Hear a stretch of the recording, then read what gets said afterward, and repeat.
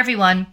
I'm back again. And today I'm going to be going over the Synastry chart between Halle Bailey and DDG by popular request. And this chart is really fascinating. There's so many things going on that really tell much more to the story than just the planetary aspects. So I'm going to get started. His Nessus conjuncts her Pluto and Aletko. And Nessus has to do with abuse. I've talked about that asteroid plenty of times. So we've got his Nessus conjuncting her Pluto and Aletko. And Aletko is one of the three Greek furies. Her sisters are Tisiphone and Megara. And they would travel around the land, punishing people for crimes and misdeeds. So her Pluto is holding hands with Aletko. And his Nessus is conjuncting her Pluto as well. So he brings abuse into this relationship, and she's fighting back because Pluto has a lot of power. And when Pluto is holding hands with Aletko, one of the three Greek furies in mythology, she's got some serious backup to help her out. I'm talking underworld revenge against DDG. Now, his Megara conjuncts her moon, and he's the one bringing this intense fury and anger of Megara straight to her emotional center, because the moon represents your emotions, and it's a very important point in the Synastry chart.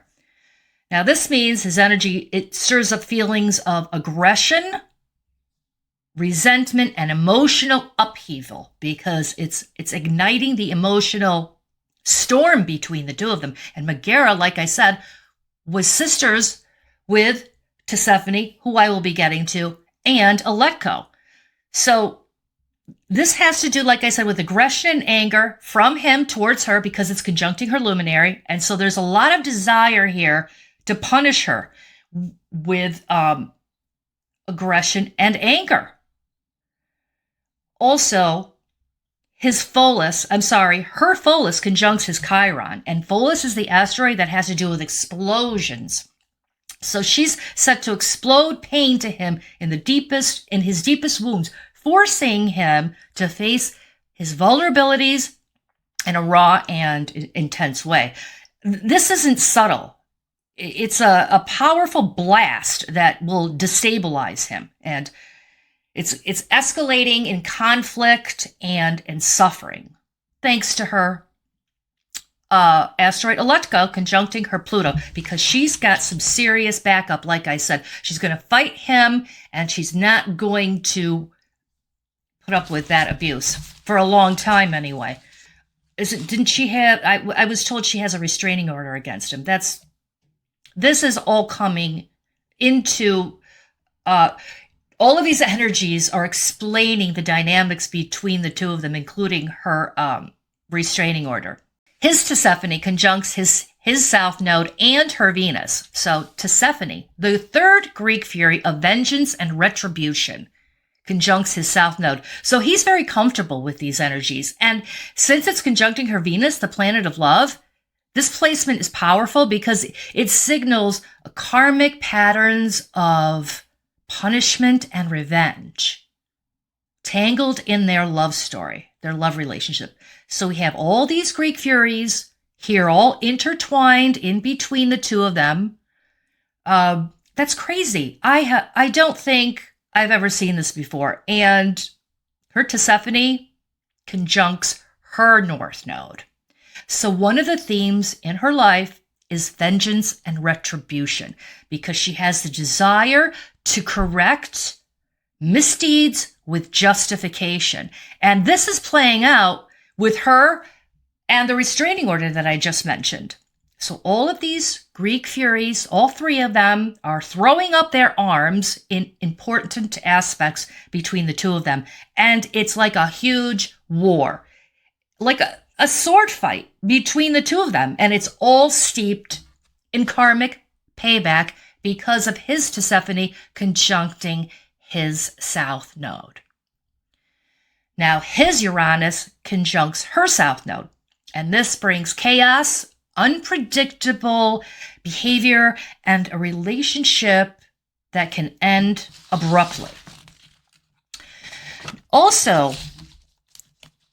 in his natal chart, he has Ishtar conjuncting his North Node. And Ishtar conjuncting his North Node, I've talked about this before. It's going to be the main theme of his life. One of the main energies or threads running through the fabric of his destiny, so to speak. And Ishtar is the goddess of war, sex, and power. Now, with Ishtar, it's passionate, chaotic, and destructive if your energies tend to be on the low vibrational sides. If you're not spiritually evolved, you're going to get into the under realm of Ishtar that has to do with destruction, warlike energy. So he's learning lessons in how he handles desire, dominance, and female power. And this is a person that can be very argumentative. He has a Mars-Pluto conjunction and a Venus-Pluto conjunction. So that's a raw volcanic power with desire, dominance, control, and rage all rolled into one. With that Pluto-Mars conjunction, that's primal passion. And Pluto, like I said before, is pure power, and holding hands with Mars, it's like driving a red race car with high octane fuel. There's adrenaline and possible explosive temper. And Pluto conjuncting his Venus, especially paired with Pluto and Mars, it's like love becomes a battlefield.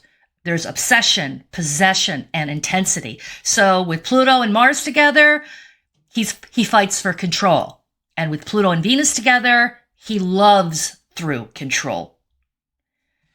Now, all of this combined, this is someone who tries to own the person he desires emotionally or physically. It's just one big cocktail of obsession, control, and dominance.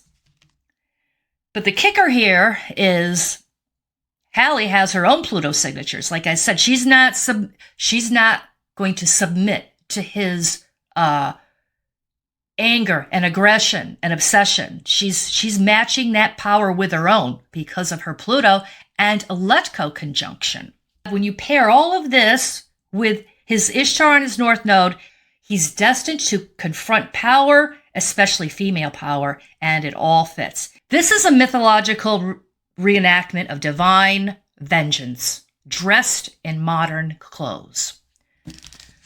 So that is all I have with these two. I hope you enjoyed this interpretation, and I'm going to be back soon with other Synastry charts. So please comment. Let me know what you thought about this Synastry chart between them.